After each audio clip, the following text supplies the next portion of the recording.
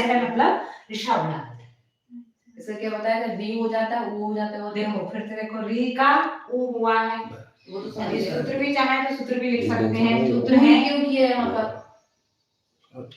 ऊ ही क्यों किया है यहाँ पर? हाँ, 1/131 अर्थात पहले 131 नंबर का सूत्र है उद्रिक्त्वादौ।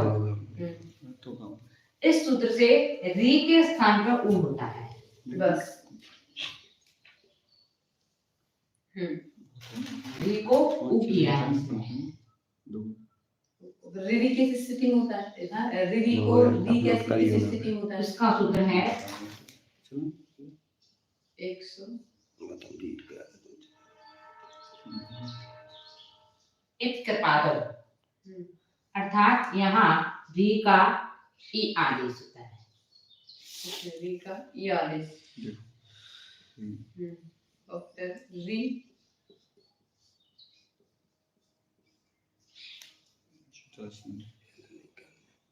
126 नंबर के सूत्र से रितोत, अर्थात इस सूत्र से री का आ आदेश होता है।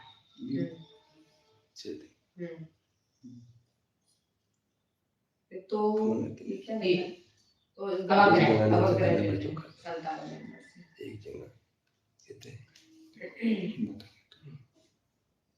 यहाँ पर ने इसका प्रयोग किया है तो उसैना।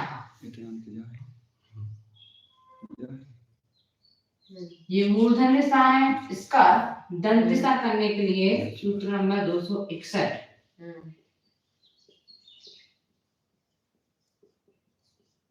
शशवशः यानी तालव्य और मूर्धन दोनों साथ स्थान पे दंत दिशा हो जाते हैं। ये 261 नंबर सूत्र से भा का हा का इससे किया अपने शाखा। अभी ज्यादा अच्छा समझ में आ रहा है, सूत्र आ गया ना।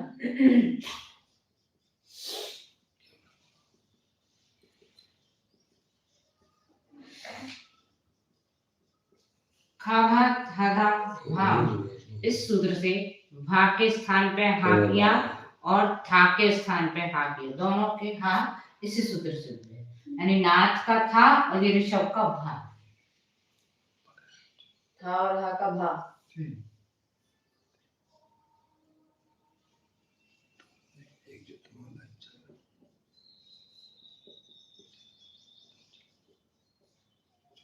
ये तो याद करने लायक है। इस सूत्र से ना का णा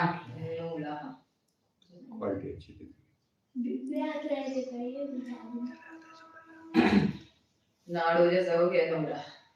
और इन सब में जो अपन ने आदेश किए हैं, ये व्यंजन स्वर रहित व्यंजन परिवर्तन किए, इनका स्वर वो जैसा लिखा था वहां रहेगा। अच्छा, स्वर नहीं हटेगा। स्वर नहीं बदलेगा, इसीलिए हलंत वाले व्यंजन है सारे।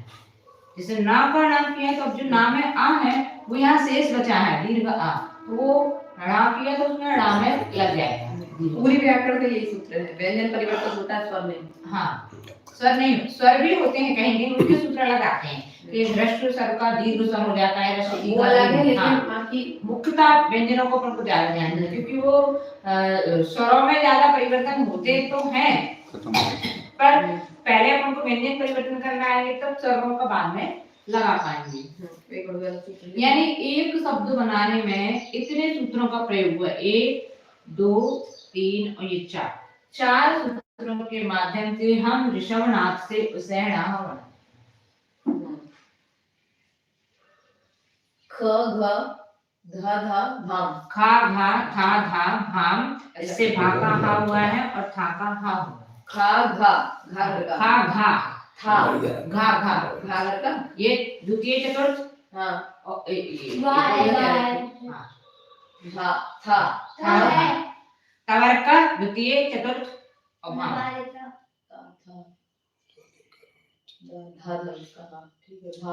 खा घा द्वितीय चतुर्थ, ये तवर का था और धा भा और मां, ये 4 सूत्रों के माध्यम से इसका।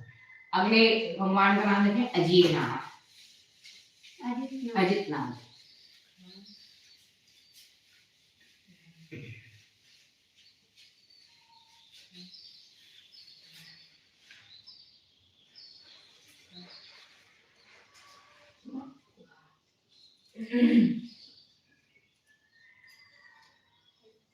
अब देखिए नाक तो अपन को बनाना आ गया, हाँ नोड़ा से अड़ा किया और खादा खादा वहां से था हाँ। ताका हा किया, है ना, इतना आ गया। अब यहाँ अजित शब्द को बनाना है। तो कल जो एक सूत्र बताया था हमने, एक वाय 177 नंबर का, का गा ता दा, उससे पहले चा जा, फिर ता दा, पाया, वाम, प्रायः, लोक। इसके माध्यम से हमने ता का लोप करा। ता का लोप करेंगे तो आगे दा हो जाएगा। नहीं, इसमें यहाँ शेष जो बचेगा स्वर हाँ आ, तो अजी जैसे ता का लोप किया, इससे ता का लोप कर दिया तो बचा आ, तो यहाँ बचा अजिए, अजिए ना, अजिए ना, ना, है ना। ना। फिर इस आ का या सुनाई देता है, उसको बोलते हैं यश श्रुति। अवर्ण यश श्रुति सूत्र है जिससे आ का या सुनाई देता है।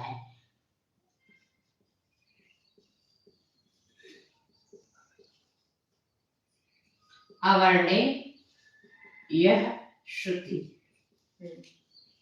यानी आ कभी कभी या जैसे सुनाई देता है, इसलिए आ के स्थान पर या हो जाता है। तो यहाँ पर या हो जाएगा, यहाँ हो जाएगा अजीर ना।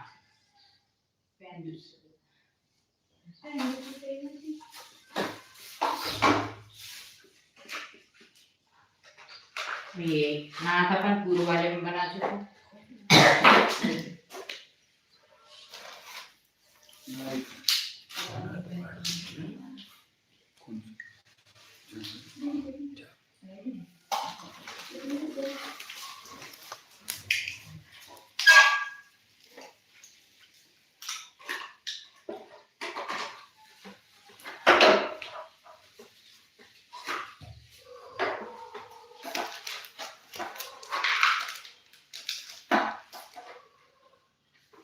अगले भगवान का नाम संभव नाथ।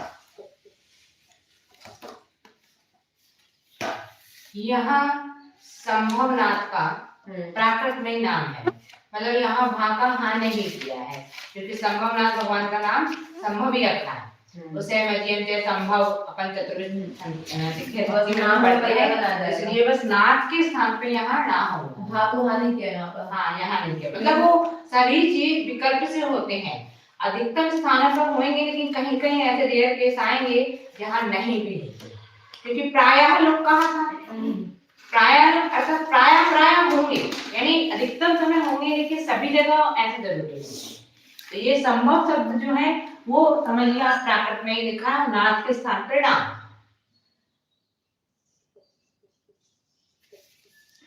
अभिनंदन नाथ,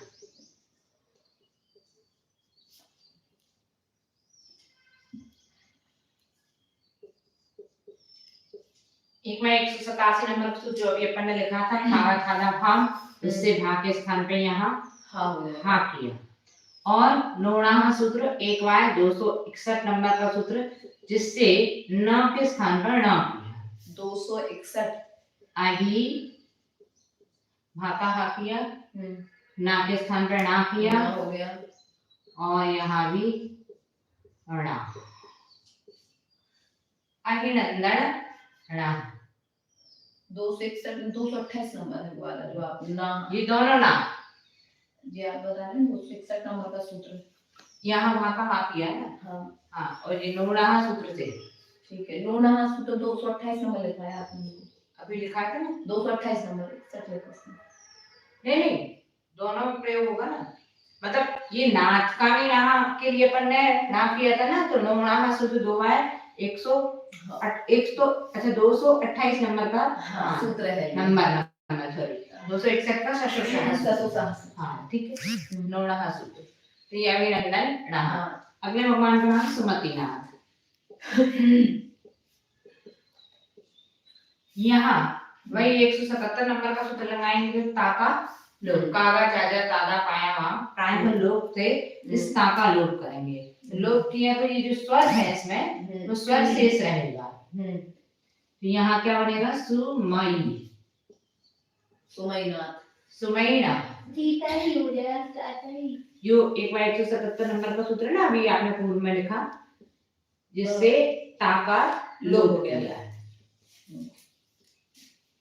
उसमें जो स्वर लगा हुआ है वो शेष बचेगा। तो स्वर को अपन ने ऐसे लिखा, सुमईना, सुमईनाथ,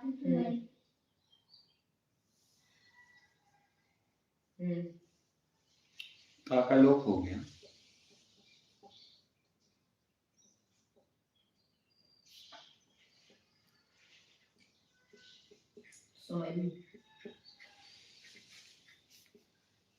पर में प्र, ये थोड़ा स्पेशल है, इसको भी देखते हैं।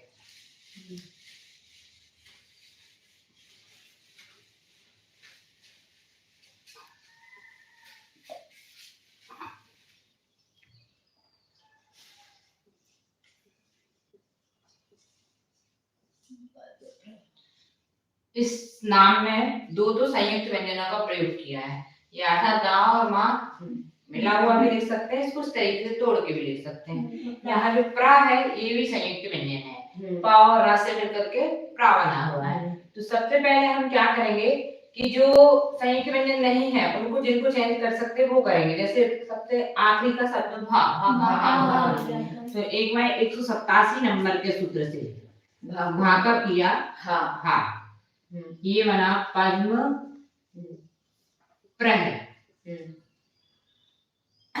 अभी सिर्फ हा का हा किया है, एक एक स्टेप एक एक शब्द का है। फिर उसके बाद में प्रा को चेंज करना है। प्रा जो है वो संयुक्त व्यंजन है, पा और रा से मिलकर के बना है, इस तरह से प्रा। तो यदि हमें कल कहा था कि रा इसमें नहीं आता प्राकृत में, चाहे नीचे वाला हो तो ऊपर वाली रेफ हमेशा लोप होती है, तो इसका लोप करेंगे। और फिर ये भी कहा था जो शेष बचता है उसका द्वित्व हो जाता है, यानी शेष पा बचा है तो पा का द्वित्व हो जाएगा, अर्थात इस तरीके से। हाँ, चलो देखिए कौन सा सूत्र है आपको लोप करने वाला?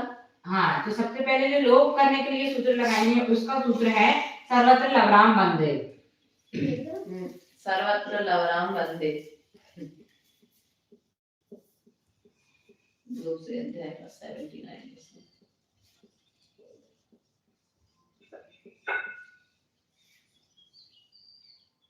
ये सूत्र कहता है सर्वत्र यानी हमेशा, लाहो, बाहो और रा ये तीन व्यंजन हमेशा लोप होंगे, लेकिन वंद्रे शब्द को छोड़ करके। वंद्र शब्द है जिसमें रा भी है, रा है ना इसमें नाम है, इस शब्द को इसमें रा का लोप नहीं करेगा ये सूत्र। उस शब्द के लिए अलग से सूत्र मिलेंगे फिर, यानी वंद्रे शब्द को छोड़ करके ये तीन व्यंजन लोप होते हैं। अब यहाँ सर्वत्र लगा है, लेकिन सभी जगह वो ऐसा जरूरी नहीं, ला का कहीं कहीं लोप नहीं भी होता, संयुक्त के साथ है भी तो। और ये संयुक्त में, ये संयुक्त के लिए है ये वाला सूत्र, ये सूत्र संयुक्त व्यंजन के लिए है। राम मतलब रा, ये माँ जो षष्ठी विभक्ति लगा दी ना,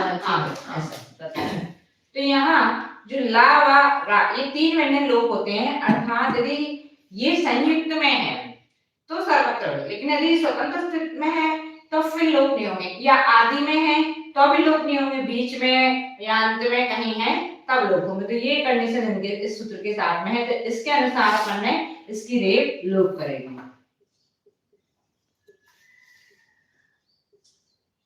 ये बच्चा पाका रा लोप कर दिया। अब जो शेष बचता है उसको द्वित्य करते हैं, तो सूत्र है अनागम शेषा देशयो द्वित्यम।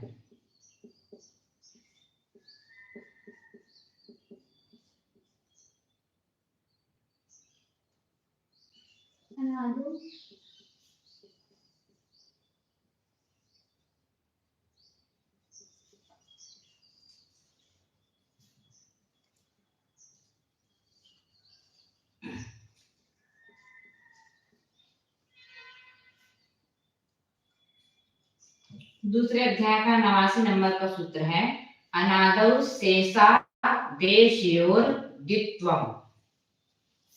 ये सूत्र कह रहा है अनादौ, यानी वो शब्द अनादि में होना चाहिए, आदि में नहीं होना चाहिए, प्रारंभ में। शेषा यानी जो शेष बचता है, आदेश, आदेश अर्थात आदेश हुआ हो, वो द्वित्वम यानी उसका द्वित्व हो जाता है। हाँ, मतलब कंडीशन ये है कि वो आदि में नहीं होना चाहिए, पहली कंडीशन। दूसरी, शेष होना चाहिए और आदेश हो उसका द्वित्व हो जाता है। तो यहाँ ये पास शेष बचा है, तो इस पा का भी द्वित्व कर देंगे इस सूत्र के माध्यम से, पा का द्वित्व। इससे अपन ने किया था रा का लोप।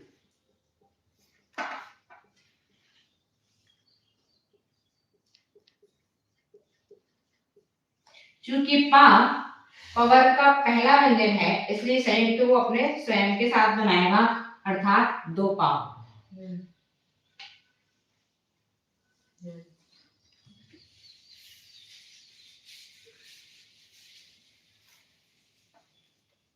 अब ये वाले संयुक्त व्यंजन को चयन करना है, दा और मा का।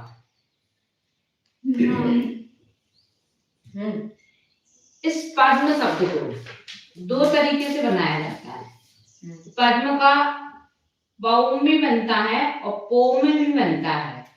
अपन गांवटे स्तुति पढ़ते हैं, वहां पोम शब्द का प्रयोग हुआ है पद्म के लिए। चरण कमल जो शब्द आया है तो वहां पोम उपयोग हुआ है, लेकिन इस पद्म प्रभ नाम में पद्म के स्थान पे पौम होगा। उसका कारण क्या है? ये जो दा है ये संयुक्त व्यंजन है, यहाँ संयुक्त व्यंजन पे ऊ का आगम हो जाता है। ऊ का तन्वी तुल्येषु सूत्र है, इसका नंबर तो मैं याद नहीं, सूत्र लिख लीजिए आप। तन्वी तुल्येषु अर्थात तन्वी और तुल्य आदि जैसे शब्द हैं उनमें ऊ का आगम हो जाता है। इस सूत्र का कार्य है ऊ का आगम।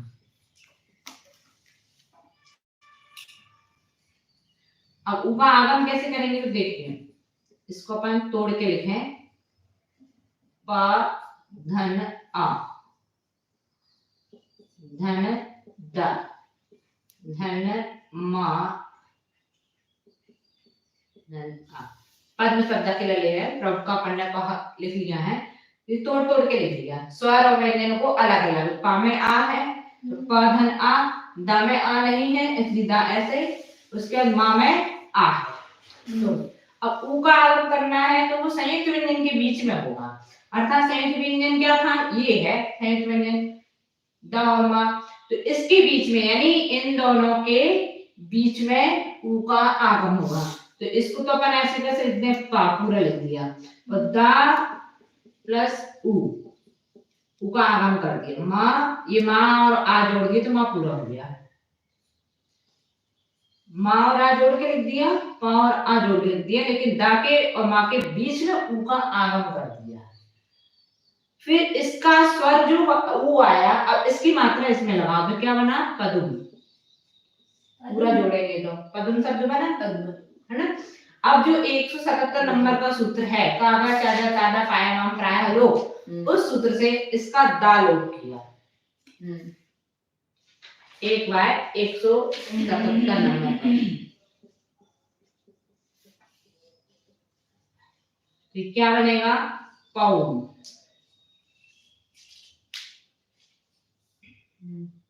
दा में जो ऊ शेष है स्वर, वो शेष बचेगा, दा का हमने इस सूत्र से लोप किया। तो ये बन गया पूरा पौमपः।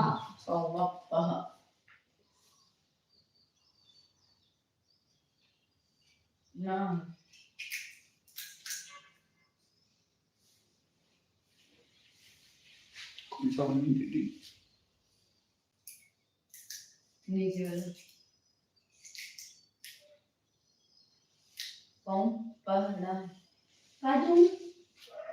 लिखा है बेटा सही, ये हम लेकर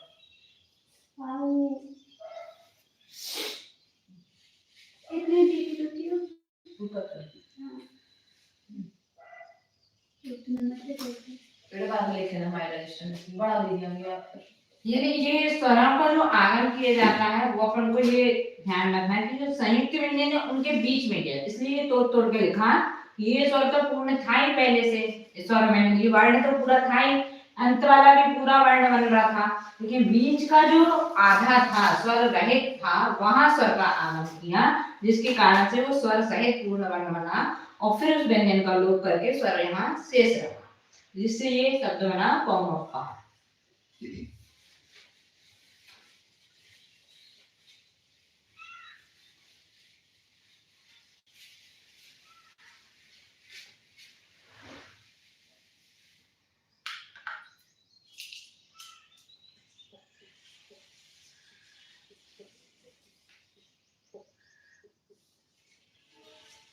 सुपार्श्वनाद,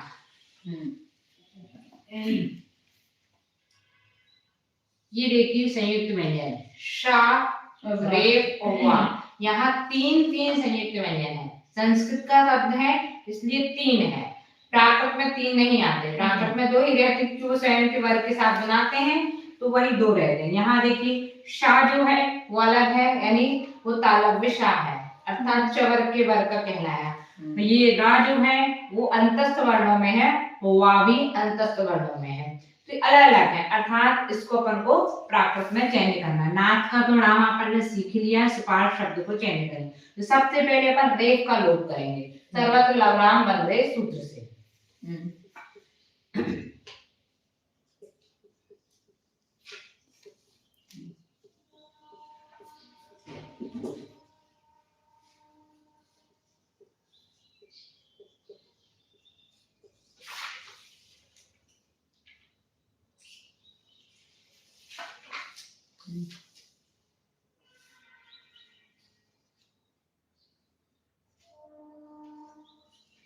अब ये संयुक्त व्यंजन बना शा और वा।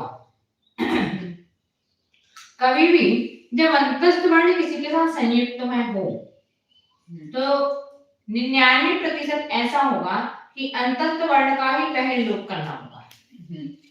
जब कभी अंतस्थ वर्ण के साथ कोई संयुक्त है, अब जैसे आधा शा और वा दोनों है संयुक्त में, तो अपन सोचते हैं कि शा का लोप करेंगे वा का लोप करें, कंफ्यूज होते हैं। तो उसके लिए ये अपना कंफ्यूजन दूर करने का तरीका है कि अंतस्थ वर्ण है वा, यानी वा कमजोर है, अंतस्थ वर्ण अन्य वर्णों के अपेक्षा कमजोर है, अंतस्थ वर्णों का ही सबसे पहले लोप होगा। लेकिन चूंकि जबकि पार्श्व शब्द था तब दो अंतस्थ वर्ण थे, रेफ और वा दोनों अंतस्थ वर्ण थे, तो जैसे ये क्रम है या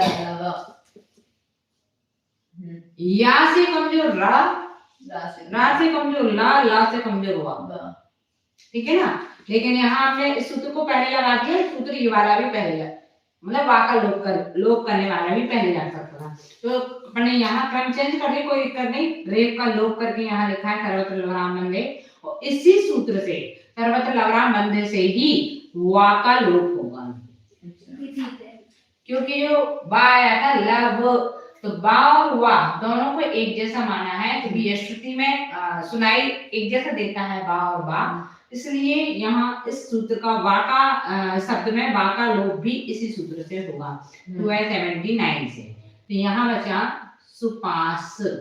अब जो वा में आ था, वा में आ है, शा में आ नहीं है, इस तालव्य शा में आ नहीं है क्योंकि वो आधा है तो स्वर रहित है, लेकिन वा में आ है तो वो आ किसमें जुड़ जाएगा, शा में, क्योंकि हलंत वाला वा अपन ने लोप किया है, हलंत वाला वा लोप किया है, तो जो इसका आ बचा उस शा में जुड़ गया, शा पूरा हो गया। उसको पास होता तो इसकी जगह पे अब सास को कह देगा दंती सा आ जाएगा, शशुशाह सूत्र से ये इसका बन गया दंत सा, ये बना सुपास णा, सुपास णा दंती सा तो दीवार था आ गया, अच्छा ऐसा बन जाएगा फिर सा हो गया।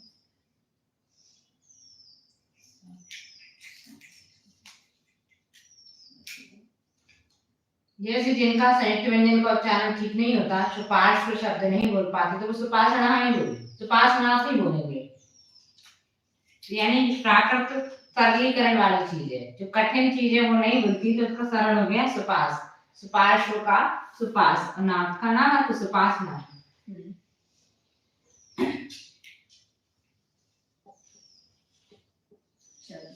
चंद्र। अगले 8वें भगवान का नाम चंद्रप्रभ है। इस प्रभ को बनाने के लिए वही दोनों तीनों सूत्र लगेंगे जो अपन पद्म प्रभ में लगाए थे। सबसे पहले वहां का हा किया, एक बार 187 नंबर से वहां का हा किया, खागा खागा हा सूत्र है।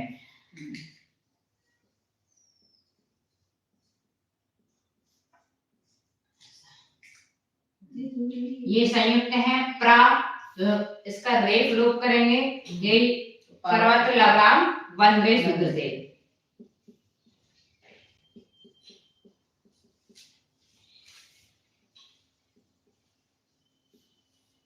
दोनों की रेफ लोप कर देंगे, दा की भी और प्रा की भी।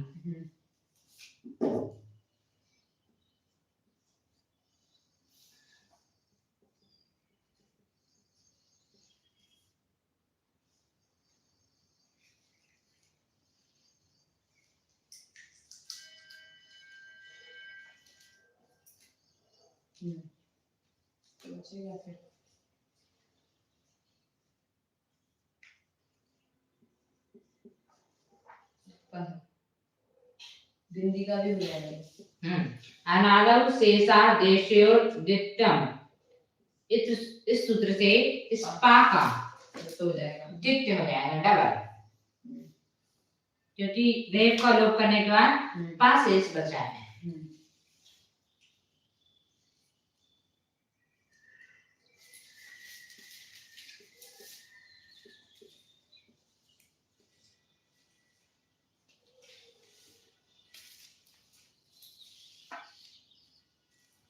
लेकिन यहाँ दा का लोप नहीं किया है,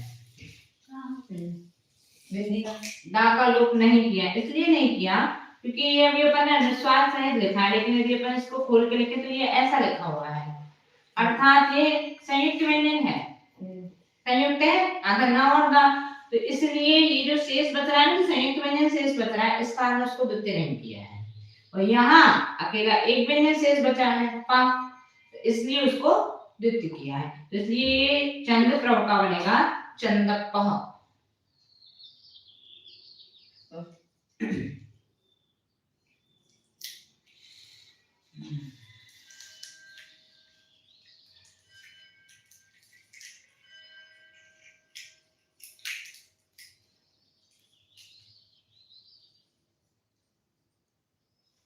पाती रेत अपन ने जाना चाहिए तो दगड़ पा आ जाए, तो दाती रेत भी अपन जाना चाहिए। यही तो बताया हमने, देखो ये कैसा लिखा है, अनुस्वार सहित है, तो इसको अपन कैसे लिख सकते हैं, चंद्र ऐसे लिख सकते हैं, तो ये क्या हो गया, संयुक्त व्यंजन, संयुक्त हो गया।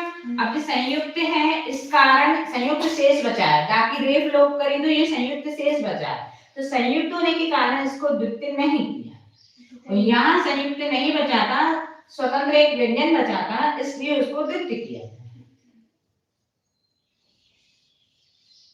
क्योंकि द्वितीय करने से भी ये संयुक्त कहलाएगा, वहां ऑलरेडी संयुक्त पहले से ही है, तो इसलिए उसको द्वितीय नहीं किया।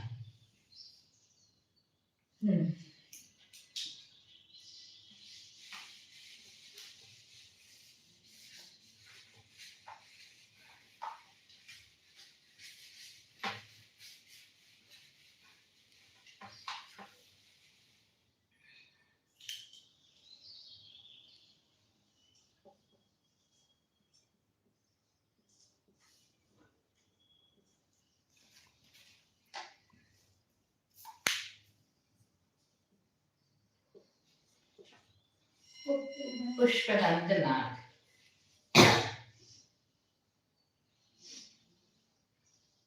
इस नाम में भी दो संयुक्त हैं, आधा शा और पा और आधा ना और ता, दोनों को अपन को चयन करना है। ये जो आधा ना और ता है, अर्थात जहां कहीं पंचम वर्ण आते हैं उनका अनुस्वार होता है, ये कल अपन ने समझा था। अब इसके लिए सूत्र है,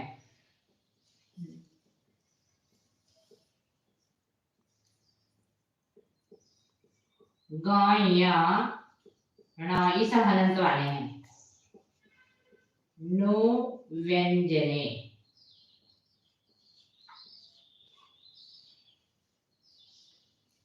ये कवर का पंचम वर्ण ये चवर्ग का पंचम वर्ण, ये टवर्ग का पंचम वर्ण और ये टवर्ग का पंचम वर्ण, इन सारे व्यंजनों का अनुस्वार हो जाता है। तो इस सूत्र के माध्यम से यहाँ इस ना का अनुस्वार हुआ है।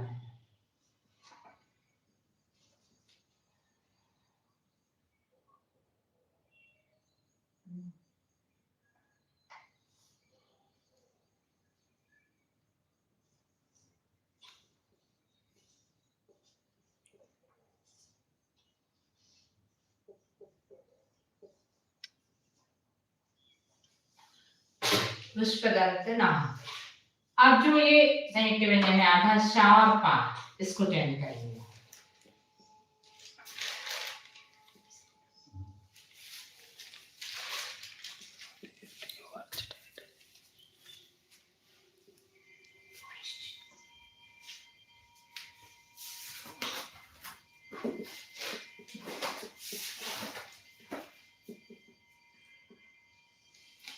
प्रयोग फा, यानी आधा सा और पा हो, ये मूर्धन आधा सा और पा हो, इन दोनों संयुक्त व्यंजन के स्थान पर फा आदेश हो जाता है।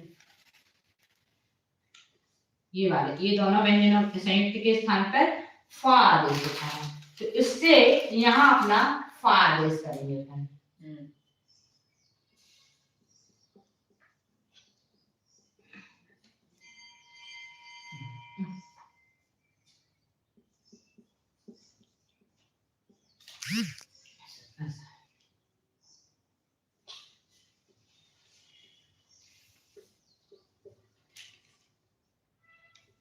उपदंत ण। अब ये फा आदेश किया है, तो जो भी व्यंजन आदेश होता है अभी अपन ने पढ़ा था, तो इसको द्वित्व कर देते हैं संयुक्त में। तो संयुक्त में द्वित्व हुआ अर्थात वही 289 नंबर का सूत्र लगेगा, अनादौ शेषादेशो द्वितीयम्। उस सूत्र से इस फा का द्वित्व करेंगे।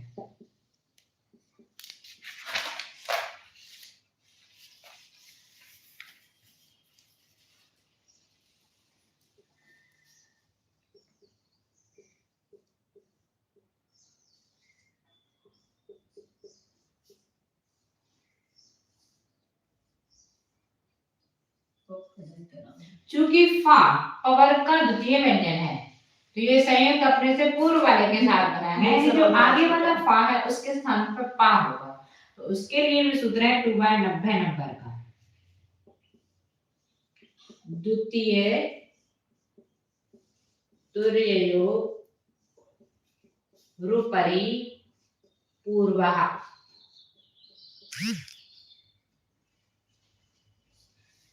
द्वितीय तुर्ययो रूपरि पूर्वः।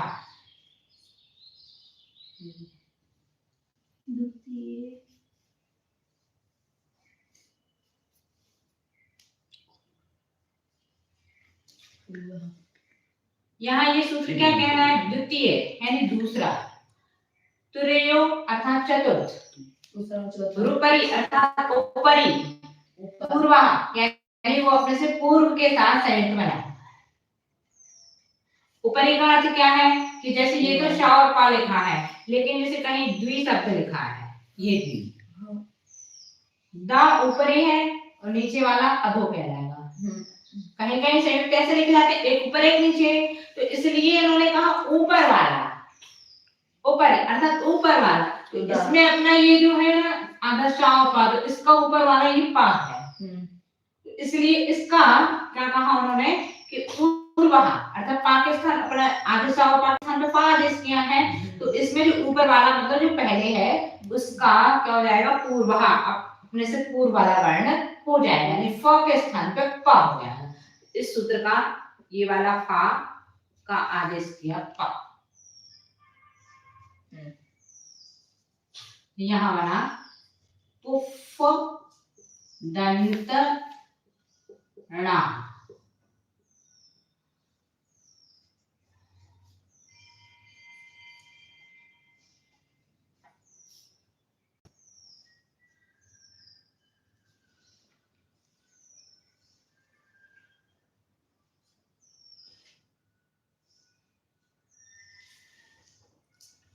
कुछ सूत्र तो ऐसे हैं कई कई बार प्रयोग में आते हैं, जैसे द्वित्य करने वाला, अनादो शेषा देशो द्वित्यम, कागा चारा तारा पाया पाया लोप वाला, और ये व्यंजन वाला भी आता है, ये वाला जो पंचम वर्ग का उसका अनुसार कर देते हैं। और कुछ सूत्र ऐसे हैं कि वो कम प्रयोग में आते हैं तो फिर वो याद नहीं पड़ते, जो बार बार रिपीट होते हैं वो तो याद हो जाते हैं तुरंत में।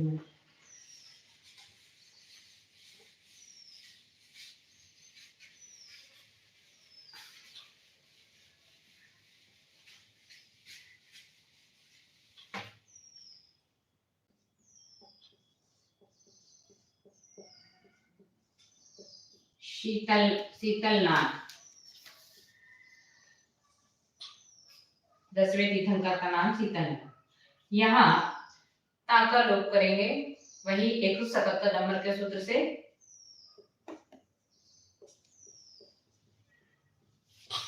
ये लाता तो लोग क्यों कर रहे हैं? नाथ को राहा लिख दिया सीधे हमने। अवर्णीय श्रुति उस सूत्र से इस आ के स्थान पे या आदेश करते हैं।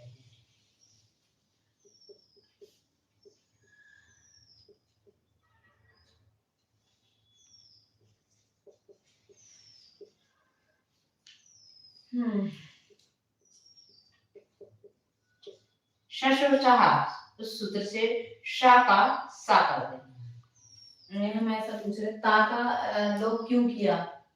ता का लोग क्यों कर रहे हैं? ता का लोप ने कागा चारा तारा पाया हम प्राय रूप से क्यों? क्योंकि ता का सौर ध्वनि में जहां लिखते हैं वहां दा होता है, लेकिन अभी अपन क्या करना, सामान्य प्राकृत पढ़ रहे हैं, मतलब जो सभी व्याकरण में चलते प्राकृत की जितनी ब्रांचेज हैं उस सभी व्याकरण में जो सभी प्राकृतों में जो व्याकरण लगती है वो व्याकरण पढ़ रहे हैं। यानी सामान्यतः शीतल का सीयल ही बनता है, अपन लोग भक्ति में पढ़ते हैं सीयल चतुर्विंशति भक्ति जो है ना सीयल, इसलिए उस शब्द का तो आपको पता ही नहीं, तो इसलिए मालूम होना चाहिए कि ता का लोप होगा तभी यहाँ या आएगा, या तभी आएगा जब उस व्यंजन का लोप होगा, तो जो उसका स्वर शेष बचेगा उस अवर्णित यश्रुति सूत्र से आ का या किया जाएगा, तो यहाँ ये सीयल। और शशोशाह सूत्र से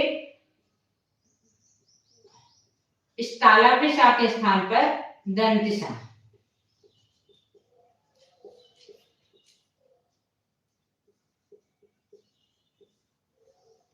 यानी 3 सूत्रों के माध्यम से ये शीतलनाथ का, अभी नाम के नहीं लगाया सूत्र, तो 5 सूत्रों के माध्यम से शीतलनाथ से सीयलनाथ ये प्राकृत रूप बना।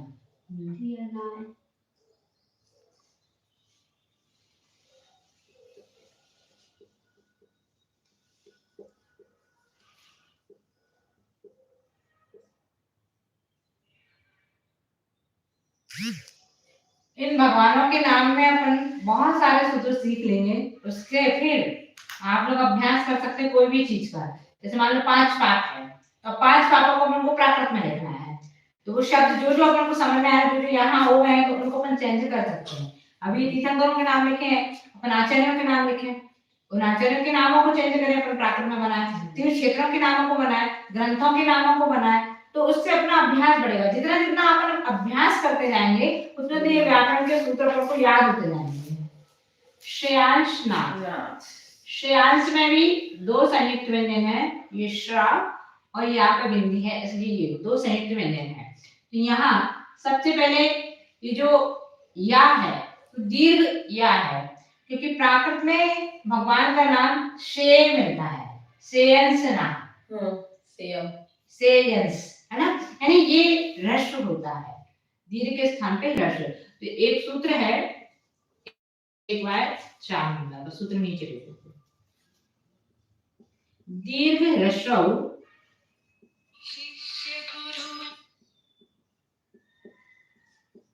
मिथो वृत्तौ,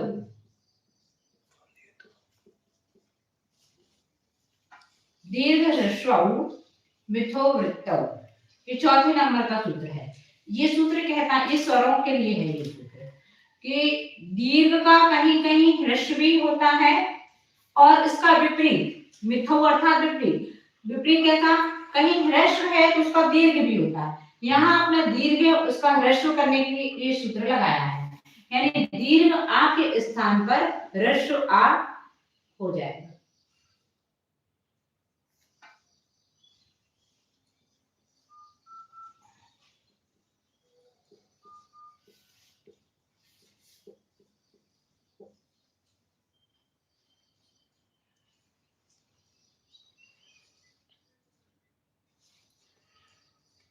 अब जो ये ताला पे शाम में रा लगा हुआ है तो अपन को रा लोप करना है। तो 2/79 अर्थात सर्वत्र लवराम वंदे उस सूत्र से रा का लोप किया।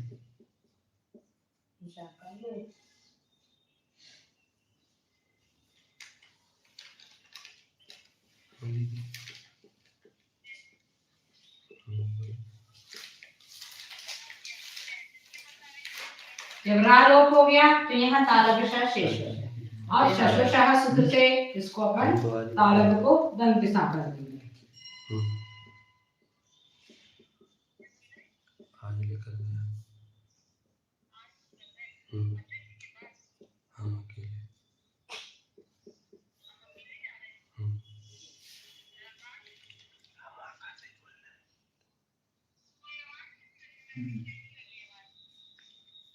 ये जो सा है श्यांश का, ये हलंत वाला सा है।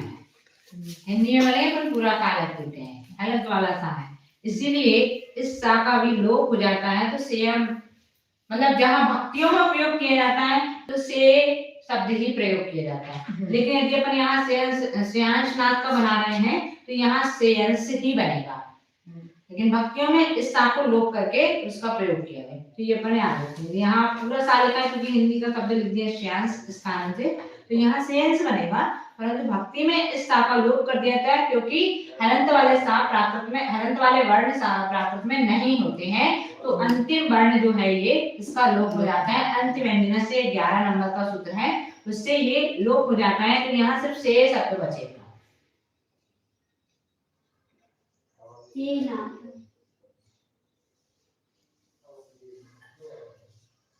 क्योंकि भक्ति में क्या करते हैं, समासात्मक पद बना दिया, यानी दो भगवानों के नाम को जोड़ करके एक समास बना दिया।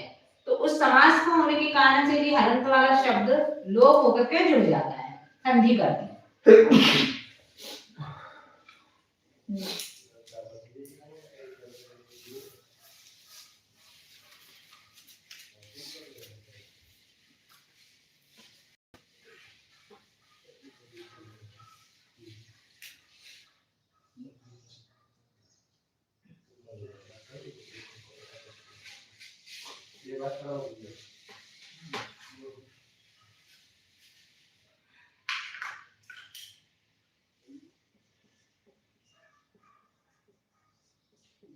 वासु पूज्य,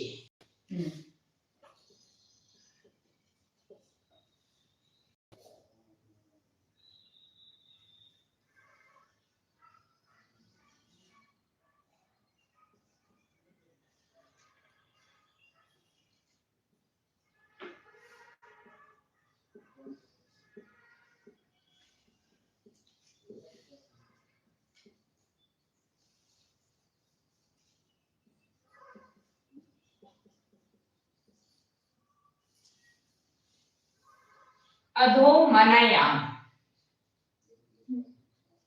अधोमनयाम अर्थात या का लोप हो जाता है। कौन सा वाला या, जो अधो में है, यानी संयुक्त व्यंजन में नीचे जो है, बाद में जो है। तो यहाँ जैसे ज के साथ या है तो बाद में है या, इसको इसलिए इसको अधो मान लिया। ये ऊर्ध्व माना जाएगा, ये अधो माना जाएगा। जैसे अभी द्वि शब्द लिखा था तो उसमें तो हमको दिखाई दे रहा था कि जे अधो है, ये ऊर्ध्व है, लेकिन ये वाले संयुक्त व्यंजन एक साथ लिखे जाते हैं तो इसमें दिखती तो नहीं है कि अधो कौन सा ऊर्ध्व कौन सा, लेकिन ऐसा मान लिया था जो पहले लिखा है वो ऊर्ध्व है, जो बाद में लिखा है वो अधो है। तो अधो में यदि मां आए, ना आए और या आए तो उन तीनों का लोप होता है संयुक्त व्यंजनों में। तीन व्यंजन मां, ना और या। तो यहाँ अपना या है, इस या का इस सूत्र से लोप हुआ।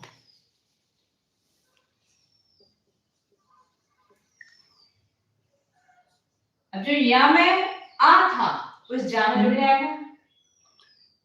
यहाँ पर ने व्यंजन स्वर रहित लोप किया, तो इसका जो आ है वो इसमें जुड़ जाएगा, क्योंकि संयुक्त थे इसलिए फिर वाष्प पूज्य हो गया।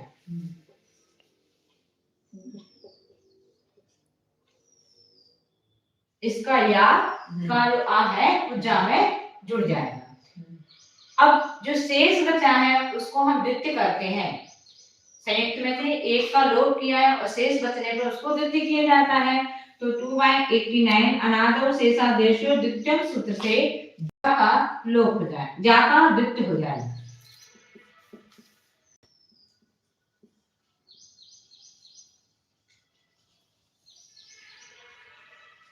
दूध हाजिर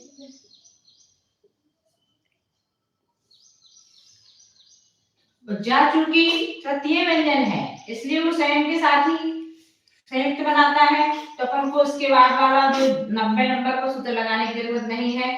जब यदि वो दूसरे चौथे नंबर में से कोई सा व्यंजन होता तो 90 नंबर का सूत्र लगाया जाता, जा चूंकि तीसरे नंबर का जो पहला तीसरा और पांचवा ये तो संयुक्त के साथ बनाते हैं इसलिए सीधे ही द्वित्व हो गया।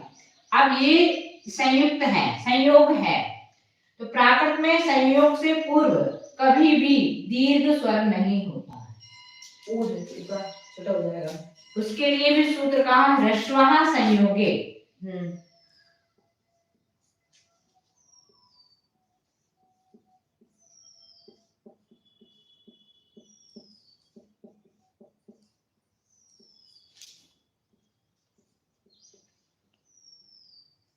ह्रस्वः संयोगे अर्थात संयोग से पहले हमेशा ह्रस्व होगा। तो यहाँ ऊ स्वर है, यानी ये ऊ दीर्घ ऊ ह्रस्व ऊ हो जाएगा इस सूत्र से माध्यम से।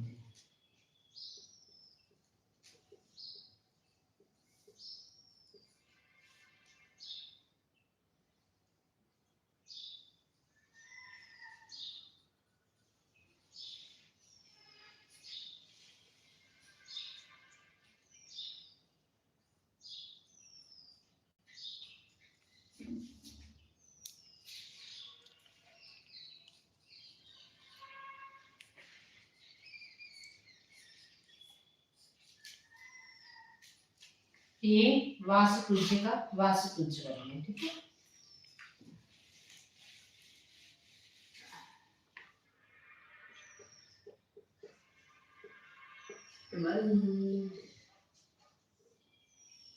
विमल शब्द प्राप्त करेंगे, विमल नाम।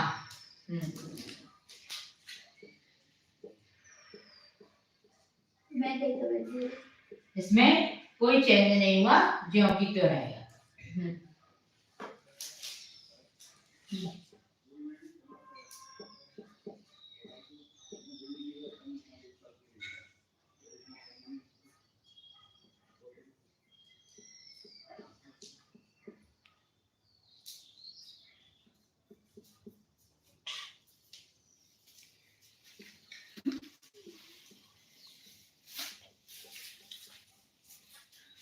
नोड़ा सूत्र से ना का हड़ा करते हैं, तो अनंत के स्थान पे अनंत, अनंत नाम बस।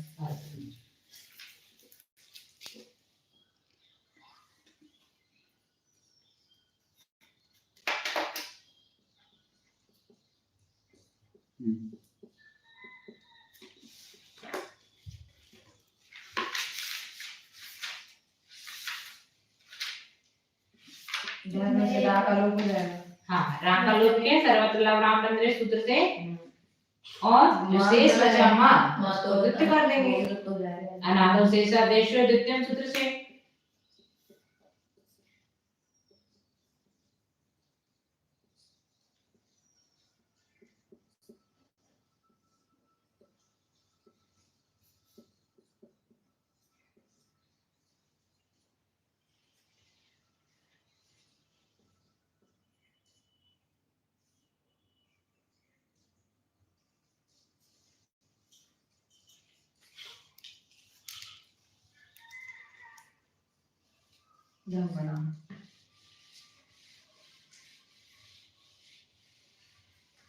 समझ में आया। ये लिख तो नहीं था, पूरे लिखे लगे दिए सूत्र से, अब समझ में आ गया कैसी बात आई। फेयर नोट्स वाले रखे भाई ये सब बड़ा मजा आया मेरी क्लास बड़ी सी बात बात होती है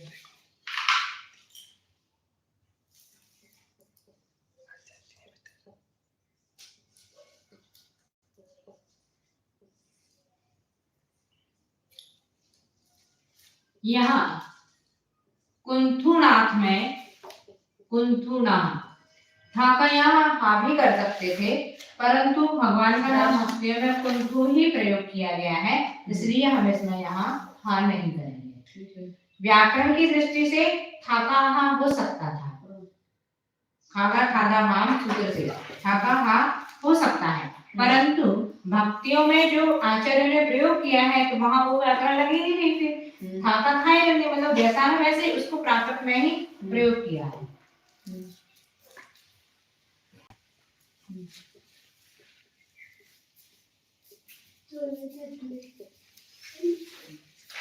अठारहवें नंबर के भगवान का नाम अरनाथ बिंदी है भगवान 18वें का अरह नाम नहीं है, उनका सही नाम अरनाथ।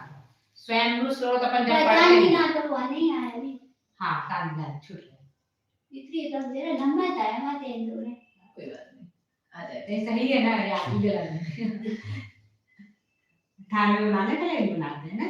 ये 18वें नाम भगवान का अरनाथ नाम है, अरह नाम नहीं है, सही नाम अरनाथ। स्वयं स्रोत में अजिलस्तर नाम अर ये प्राकृत का ही है, इसमें कोई परिवर्तन नहीं होगा, यानी अरनाथ। बस अब 16वें भगवान का नीचे लिखा है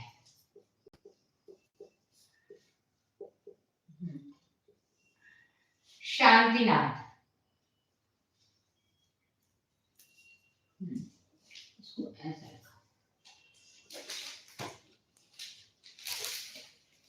यहाँ शांतिनाथ भगवान के नाम में ये संयुक्त व्यंजन है, अर्थात एक बार 25 नंबर का सूत्र लगाया था ग या णा नो व्यंजने, उस सूत्र से ना का अनुस्वार किया है।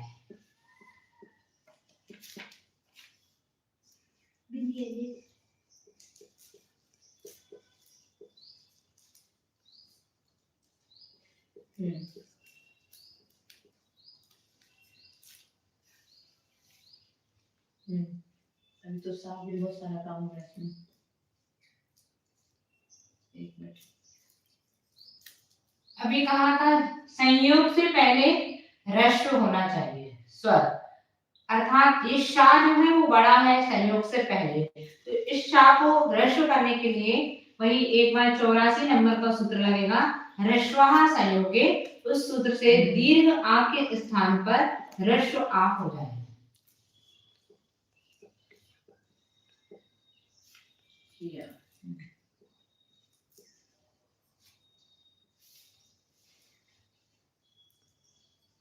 और सश्रशाह सूत्र से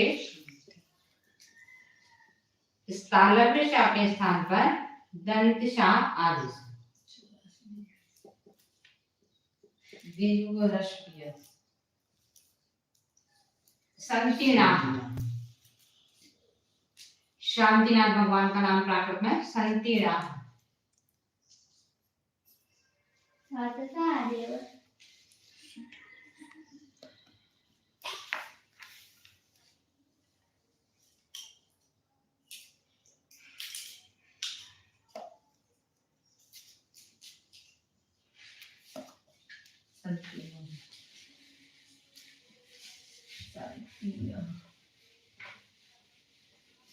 अच्छा नाकाम पहले कर लिया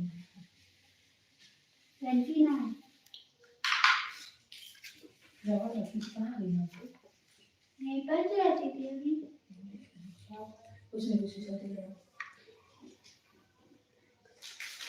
ये मल्ली शब्द भी प्राकृत में ही है, इसका कोई परिवर्तन नहीं होगा, ये प्राकृत में मल्ली नाम ही बनेगा।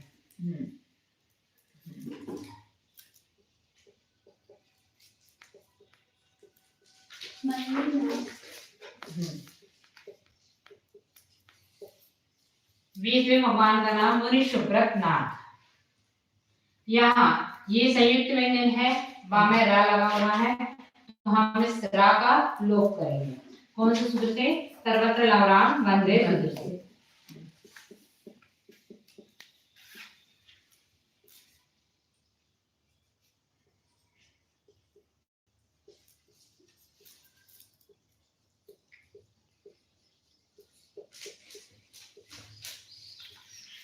जो शेष बचा है उसको द्वितीय करते हैं, अनादम शेषा देशो द्वितीय सूत्र से, 2/89 सूत्र से वा का द्वितीय कर देंगे।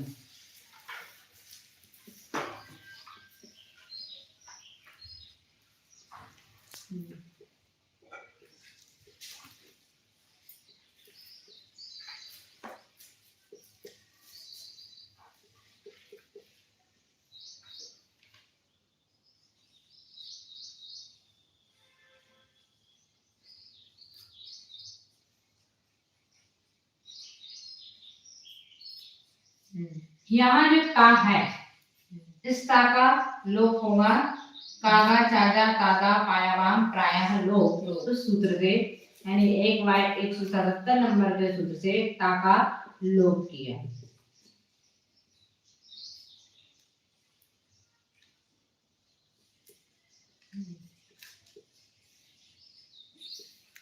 ता लोप करेंगे तो इसमें जो आ स्वर छुपा हुआ है वो आ शेष बचेगा, ता व्यंजन लोप हो जाएगा, हलंत वाला।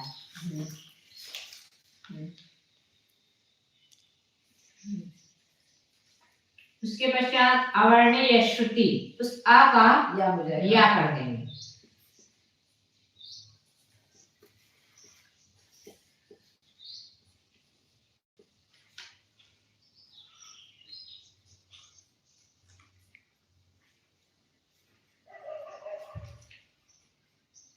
यहाँ ना का णा होता है नोड़ा सूत्र से,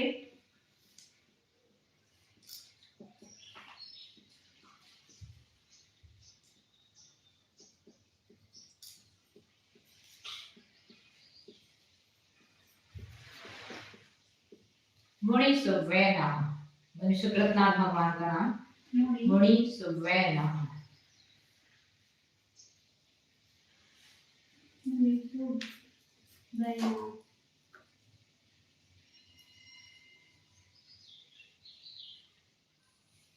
इसमें एक जैसे रूल तो भी पक्के हो जाएगा, इसमें एक रूल जैसे पक्का हो जाएगा, जैसे यहाँ पे जित आता है तो जो राग जैसे हटाया तो आपको द्वित्य करना ही करना है, वहाँ पे भी नियम ही है। हाँ, उसका नियम है कि जैसे राग हटा तो उसको द्वित्य करना ही करना है। नहीं, राग का नियम नहीं है। अनादव शेषा देशो एक सूत्र है, ये 2/89 नंबर का, उस सूत्र के अनुसार जो व्यंजन आदि में ना हो, संयुक्त अवस्था में हो लेकिन आदि में ना हो, और कोई दूसरे व्यंजन का उसके साथ में जुड़ा है, उसमें से एक का किसी का यदि लोप किया है तो जो शेष बचता है या उसके स्थान पे संयुक्त के स्थान पे किसी का आदेश होता है, उसका हमेशा द्वित्व होता ही होता है। इसमें भी जैसे धर्मनाथ में अपन ने भी रेप का लोप किया था, तो माँ शेष बचा था, तो माँ को द्वित्व किया। यहाँ जो बा में रा का लोप किया तो वा शेष बचा, तो उस वा का द्वित्व होगा। और कहीं कहीं जैसे इस पूरे संयुक्त व्यंजन के स्थान पे कुछ आदेश किए, जैसे पुष्पदंत में आधा शा और पा के स्थान पे फा आदेश किया था, तो भी जो आदेश हुआ है उसका भी द्वित्व, वही द्वित्व तो होएगा, तो संयुक्त का द्वित्व वो सूत्र का काम है, 89 नंबर के सूत्र का काम है।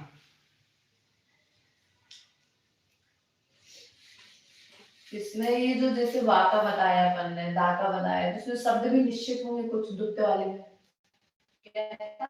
89 वाली 1 2 जो है इसमें हाँ, इसी शब्द भी निश्चित होंगे, जैसे वा है, दा है। नहीं, सभी व्यंजनों में कहीं भी संयुक्त व्यंजन हो जो अनादि हो, संयुक्त हो, अनादि में हो मतलब प्रारंभ में ना हो, और संयुक्त हो, साथ में जो शेष बचा है उसका हमेशा द्वित्व हुआ, या जो आदेश हुआ है उसका हमेशा ही द्वित्व हुआ, कोई से भी रावा से मतलब नहीं है। बचने वाले और आदेश वाले को डबल किया जाएगा। क्या? बचने वाले जो शेष बचा है, हाँ, और जो आदेश हुआ है उसको डबल करेंगे। हाँ, उनको आधा लगा के। हाँ, वो डबल करने का नियम हमने बताया कि जैसे दूसरा और चौथा व्यंजन तो अपने पूर्व वाले के साथ डबल होगा, लेकिन यदि पहला तीसरा पांचवा है तो वो स्वयं के साथ डबल होंगे, ऐसा।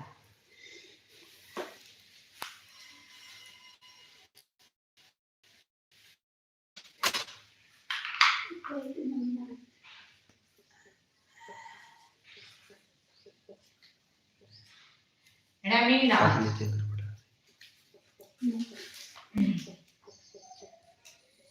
नाताना मुझे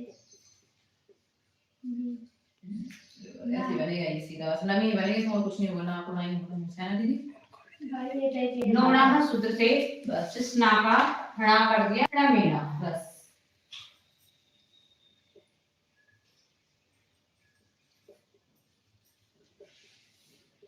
इसमें भी वही काम होगा, नहीं ना रेमी ना।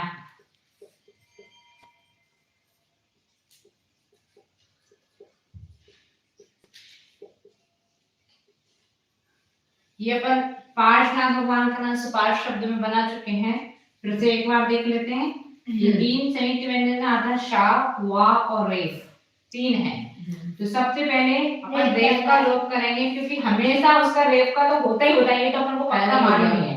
सर्वत्र लवराम मध्य सूत्र ये कहता है हमेशा रेफ का लोप होता है। कहीं ऊपर आया नीचे 79 से इस रेफ का लोप किया। सा का सा हो जाएगा, वा को अब बचा शा और वा, यहाँ वा का बच्चा को लोप लिख होगा। लेते हैं। बचेगा आस वा को आदेश हो जाएगा, ये बचा। अब शा और वा ये भी संयुक्त है, लेकिन हमने आपको कहा था कि वा जो हाँ इस वर्ण किसी के साथ में भी संयुक्त हो तो सबसे पहले अंतस्थ ही लोप होंगे, क्योंकि वो अल्प प्राण है, वो उनसे कमजोर है। तो इसलिए ये वा जो है शा के साथ जुड़ा हुआ है, यही वा का लोप किया इसी सूत्र से होगा, सर्वत्र लवराम सूत्र से ही वा का होगा लोप। यहाँ बचा पाश, और इसे शशोशाह सूत्र से इस ताला की शाखा दंत की शाखा करेंगे। लो बचा आ आपको करते हैं जी।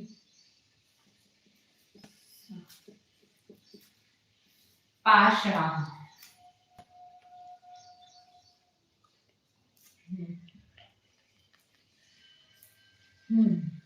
बचा था आप इसमें आगे जुड़ गया।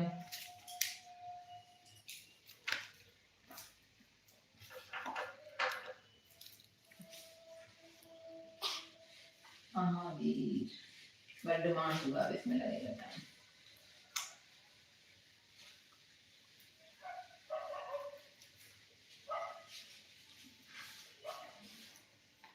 महावीर भगवान को वर्धमान से बनाते कि महावीर से बनाते? वर्धमान मूल नाम उनका सही वर्धमान ही है। महावीर तो किन्हीं घटना विशेष के कारण से पड़ा है, यानी मुख्य नाम जो है वो उनका जन्म का जो नाम है वो माना जाता है, या तीर्थंकर बनने के बाद जो नाम रखा है तो वर्धमान ही उनका मूल नाम है।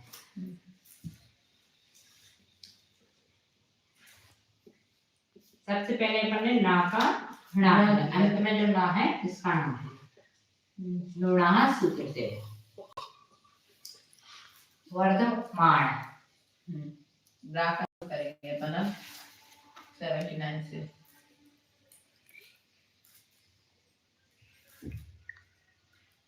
नाताना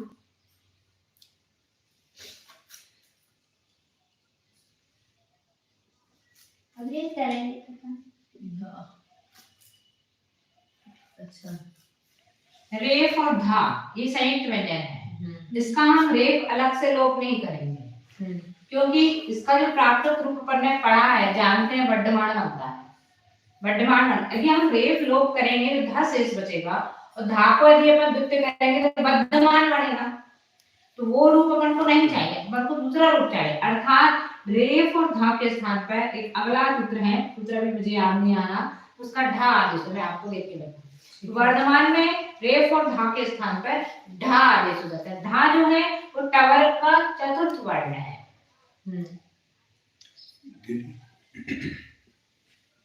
दीदी जैसे ये इसमें तो ऐसा है जो हम चाहते हैं वो बना रहे हैं। क्या वर्धमान में यदि धा बद्ध, देखो सभी शब्दों के नियम अलग अलग होते हैं। सामान्यतः नियम बहुमत के अपेक्षा से 80% तो शब्दों में वही लक्षण चल रहे हैं, लेकिन कोई शब्द विशेष ऐसे हैं कि उन 80% नियमों का ये पालन यहाँ यदि अपन रेफ का लोप करेंगे तो धा शेष बचेगा, और जो शेष बचता है उसको गुप्त करेंगे तो धा का द्वित्व करेंगे तो क्या बनेगा ये, क्योंकि ये चतुर्थ वर्ण है, ता था दा धा ना, तो चतुर्थ अपने से पूर्व वाले के साथ द्वित्व बनाता है, तो इसका द्वित्व क्या बनेगा ये, यानी ये शब्द क्या हो जाएगा, वर्धमान। वर्धमान, परंतु हमने ग्रंथों में वर्धमान का नाम जो पढ़ा है वो वर्धमान पढ़ा है, तो उससे इन सूत्रों से इस शब्द की सिद्धि नहीं होती है। अर्थात इस शब्द के लिए अलग से सूत्र बनाया, जो भी सूत्र मुझे याद नहीं आ रहा, रेफ और धा के स्थान पे ढा आदेश हो जाता है। ये भी चतुर्थ वर्ण है। अब जब धा आदेश हुआ है तो आदेश वाले का भी द्वित्व होता है, तो यानी कि यहाँ पर इसको ढा लिखें पहले। वर्धमान,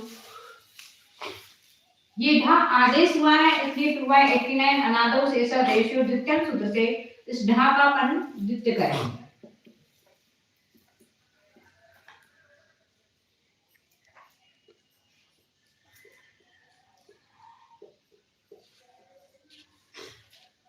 चूंकि ये चतुर्थ वर्ण है, इसलिए ये अपने से पूर्व वाले के साथ संयुक्त बनाएगा, अर्थात 2/90 नंबर का जो सूत्र है, द्वितीय तुर्यो रुपरी पूर्वः, उस सूत्र से इस ढा के स्थान पर, पहले वाले ढा के स्थान पर डा यानी तृतीय व्यंजन आदेश हो जाएगा।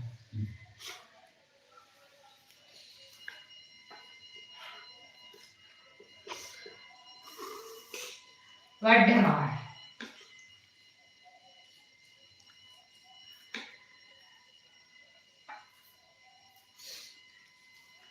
जब कभी अपन को ये विशेष सूत्र याद नहीं आ रहा है, रेफ और धा के स्थान पर ढा, और अपन किसी चीज का अनुवाद कर रहे हैं या कुछ प्राकृत में लिख रहे हैं, तो कुछ ऐसे शब्द, वर्धमान का तो पता था कि वर्धमान बनता है, कोई ऐसा शब्द है जिसको ग्रंथों में अपन उल्लेख नहीं है और ऐसे शब्दों में बना रहे हैं, उसको सूत्र भी याद स्पेशल याद नहीं आ रहा, तो फिर यदि आप वर्धमान भी लिखते हैं ना, वो भी सही, क्योंकि वहां व्याकरण की दृष्टि से सही लिख रहे हैं, परंतु जो आचार्य ने जिस चीज का प्रयोग किया वो उस हिसाब से सही नहीं है, लेकिन व्याकरण की दृष्टि से आप सही लिख रहे हैं। हम पूर्वाचार्यों के विरोध नहीं जाएंगे, जो हमने देखा है पूर्वाचार्यों ने लिखा है उसको सही मान करके उसके लिए अलग से फिर सूत्र बनाए, उसमें शंका नहीं होना। हाँ, ये सामान्य सूत्र अन्य शब्दों के लिए प्रयुक्त हो सकता है, लेकिन जो वर्धमान शब्द बना तो उसके लिए फिर अलग सूत्र बनाए। जो हमने पढ़ा है उसे नहीं बदलेंगे, नहीं, उसको आर्ष वाक्य मानकर उसमें अपन परिवर्तन नहीं कर सकते, जो पूर्वाचार्य ने उसमें शंका नहीं करना। नहीं, क्योंकि अपने यहाँ क्या है, ग्रंथ पहले लिखे गए, व्याकरण बाद में लिखी गई है,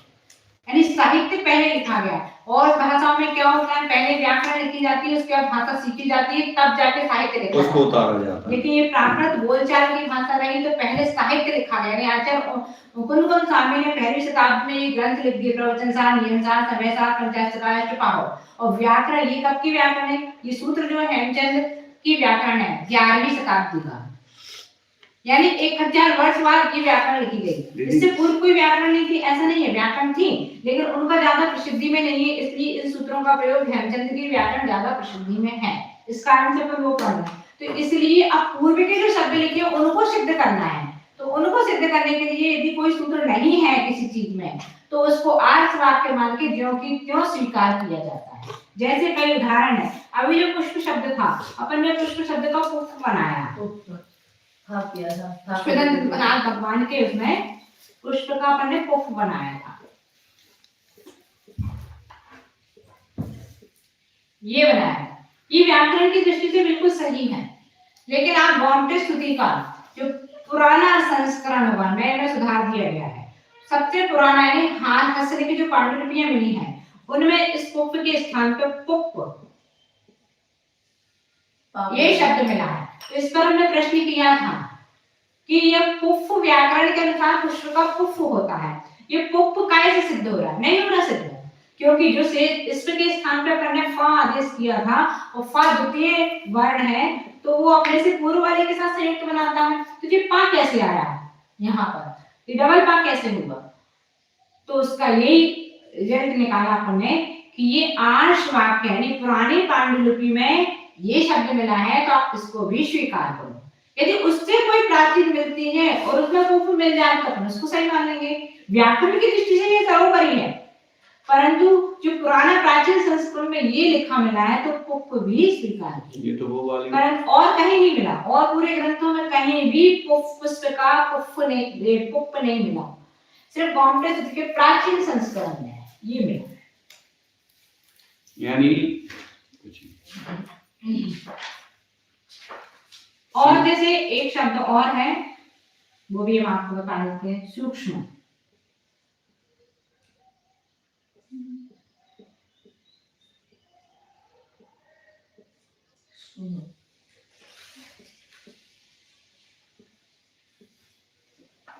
इस सूक्ष्म शब्द का प्रयोग अपने कर्मकांडी ग्रंथ में सर्वाधिक मिलेगा और द्रव्य संग्रह ग्रंथ में भी सूक्ष्मवाद जो एकेंद्रीय जीवों के भेद होते हैं उसमें इसका प्रयोग होता है।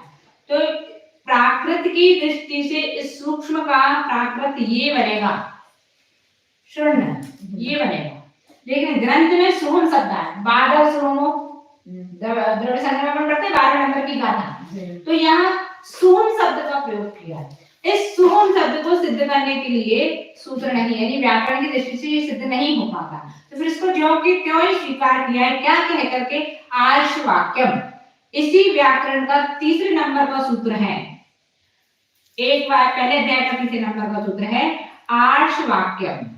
आर्षम, आर्षम मतलब जो आर्ष का होता है, जो ऋषि मुनियों की भाषा जो होती है उसको आर्ष कहते हैं, अर्थात उनके जो शब्द हैं वो आर्ष वाक्य हैं। इसलिए इसकी सिद्धि नहीं हो रही है तो उसको ज्यों की त्यों स्वीकार किया। पूर्वाचार्यों की हाँ, व्याकरण की दृष्टि से तो ये बनना चाहिए, क्योंकि अन्य शब्द जहां भी छ और म संयुक्त आएंगे उनका ये ण और हा ही आदेश होता है। लेकिन इस सूक्ष्म शब्द में अपने ग्रंथों में इसका प्रयोग किया सुहम। तो इसलिए कुछ शब्द ऐसे हैं, कुछ देशी शब्द होते हैं जो गांव की देहाती भाषा होती है, उनके जो शब्द होते हैं वो देशी शब्द, वो भी व्याकरण की दृष्टि से सिद्ध नहीं होते। तो कुछ शब्द ऐसे भी हैं तो उनका ज्यों की त्यों ही आदेश मान करके अपन आर्ष वाक्य मान लेते हैं। 1/3 ही लगाएंगे। हाँ, जैसे गृहपति शब्द है, गृहपति, गृहपति, तो इसका प्राकृत बनता है घर वही, घर, यानी ये गृह शब्द है, इसको हम व्याकरण से सिद्ध नहीं कर सकते। घर पक्षी का वही बन गया, वो तो सिद्ध किया जा सकता है, पर ग्रह का घर, इसमें कितने सूत्र कैसे घटाए इसको अपन सिद्ध नहीं कर सकते।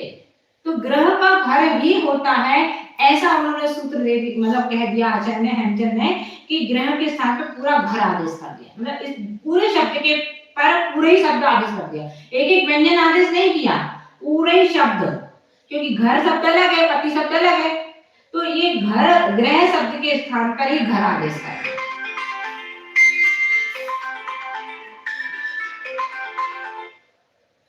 हेमचंद जी कौन मालूम, जैन सिद्धांत वाले हैं कि अन्य?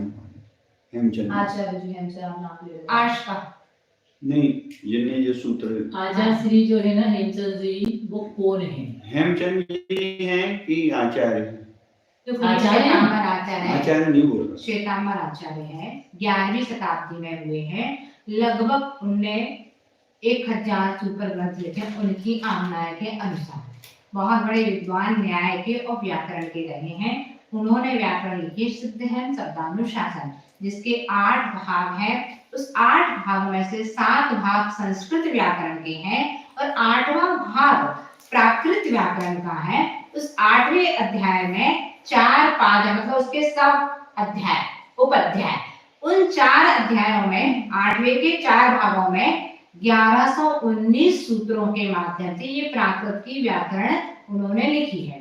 आज वर्तमान में जितनी भी यूनिवर्सिटी आदि है जहाँ प्राकृत अध्ययन चल रहा है उसमें ये व्याकरण पढ़ाई जाती है, परंतु ये श्वेतांबर व्याकरण है। हमारे दिगंबर व्याकरण में है प्राकृत प्रकाश, आचार्य वररुचि ने लिखी है, और वो दिगंबर व्याकरण 5वीं शताब्दी की, ये 11वीं शताब्दी की व्याकरण है, वो 5वीं शताब्दी की व्याकरण है, और उसमें लगभग 458 या 460 मतलब 450 लगभग सूत्र हैं, और वो व्याकरण भी बहुत श्रेष्ठ है, परंतु आज वो ज्यादा प्रसिद्धि में नहीं है। क्यों नहीं है? कारण ये है, श्वेतांबर लोग शिक्षा के क्षेत्र में बहुत अधिक प्रयास करते हैं, उनकी साधु साध्वियां भी बहुत अधिक अध्ययन करती हैं और अध्ययन करवाते हैं, तो यूनिवर्सिटी वगैरह में अपना पाठ्यक्रम चलाने के लिए वो पहले पहल करते हैं, अपन लोग तो बहुत पीछे रह जाते हैं। तो इसके कारण से उनकी उस व्याकरण को ज्यादा प्रसिद्धि मिलने से वो प्रसिद्ध हुए। अजैनों में भी हेमचंद की व्याकरण ही पढ़ी जाती है, लेकिन हमें दोनों पढ़ना चाहिए, प्राकृत प्रकाश भी और हेमचंद की तुलनात्मक अध्ययन करना चाहिए, जिससे हमें ये पता चले कि हमारे यहाँ से वरुचि से हेमचंद कहाँ तक श्रेष्ठ सिद्ध हो रहे हैं या वरुचि श्रेष्ठ हो रहे हैं, क्योंकि वरुचि की ही पूरी नकल उन्होंने की है।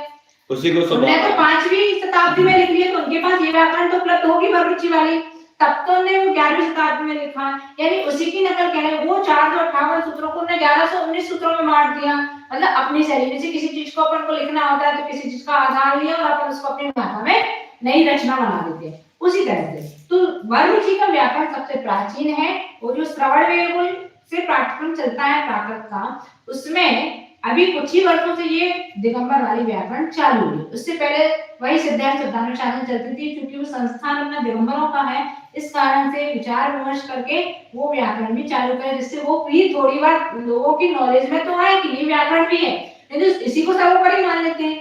तो दोनों व्याकरण श्रेष्ठ हैं, परंतु हेमचंद्र ने क्या किया है, जैसे अभी हमने आपको ये कहा सूक्ष्म कहा, सूक्ष्म होता है, ये सिद्ध नहीं हो रहा, तो हेमचंद ने उन्होंने क्या किया, वरुचि ने इसको 8 श्लोक मान के क्योंकि मैं स्वीकार कर लिया। ये तो एक उदाहरण है, ऐसे और भी कई शब्द हैं।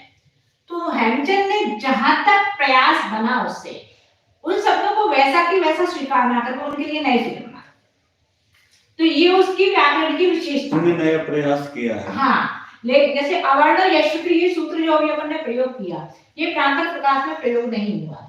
उन्होंने सीधे ये कहा है कि आ का यह सुनाई देता है बस, और आ का यह हो जाएगा, कहीं सूत्र नहीं बनाया होता। लेकिन हेमचंद ने इसको सूत्र बना दिया, तो सूत्र बनाने से वो चीज प्रामाणिक हो गई, क्योंकि हम आपको बता पा रहे हैं कि ये कैसे हुआ। अभी जैसे मैंने लिख दिया था रेफ और धा का ढा हो जाता है, अब मुझे इसका सूत्र याद नहीं आया, लेकिन आपको लग रहा होगा कि हम कैसे जानेंगे कि रेफ और धा का किस चीज से ढा हुआ, कहां से पकड़ेंगे। हाँ, तो सूत्र याद नहीं है। तो ऐसे ही अवर्ण सूत्र सूत्र उसने नहीं कहा, अच्छा वरुचि ने सीधे आ का या किया उन्होंने, तो आ का या किया, ये तो जानकारी में आ गई, लेकिन किस चीज से हुआ वो प्रमाण अपने पास है। तो हेमचंद ने क्या किया, उसको सूत्र बना दिया। तो इसलिए कुछ चीजें जो उसमें कमियां नहीं, प्राकृत प्रकाश में जो कुछ चीजों के सूत्र उसको ऐसा लगा कि इनके नए बन सकते हैं, तो उनको उसने परिमार्जित करके संशोधित करके वो इसीलिए सूत्र भी बढ़ गए, उनके 1119 लगभग हो गए। उन्होंने प्राकृत प्रकाश में क्या किया, थोड़े बड़े बड़े सूत्र लगाए, मतलब एक ही सूत्र के माध्यम से कई शब्दों का सिद्धि हो जाए कई। तो उन्होंने क्या किया, हेमचंद जी ने अलग अलग शब्दों के अलग अलग सूत्र दे दिए, सूत्र बढ़ गए उससे 1119 सूत्र, जस्ट डबल हो गया, सर डबल से डबल सरल हो गई। हाँ, तो इसलिए ये सरल पड़ती है हेमचंद वाली, वो थोड़ी सी टफ पड़ जाती है, कई शब्दों में वो प्रयोग होंगे, उसी पे रिसर्च किया है। हाँ, है वही आधार उनके लिए वही बना प्राकृत प्रकाश, तब जाकर के उन्होंने सिद्धांत शब्दानुशासन लिया उसी को है में। और ये दीदी शताब्दी से क्या लेते हैं अपन, मान लो तो व्याकरण का तो दीदी मतलब इस समझ में कि शब्द कहाँ से, जब शास्त्र पढ़ेंगे तो समझ में आ गया कि ये शब्द कहाँ से कैसे है, वो व्याकरण से मालूम पड़ेगा। जो इसमें अपने ग्रंथों में जो जो शब्द प्रयोग हुए हैं, दोनों आचार्यों ने प्रयास किया है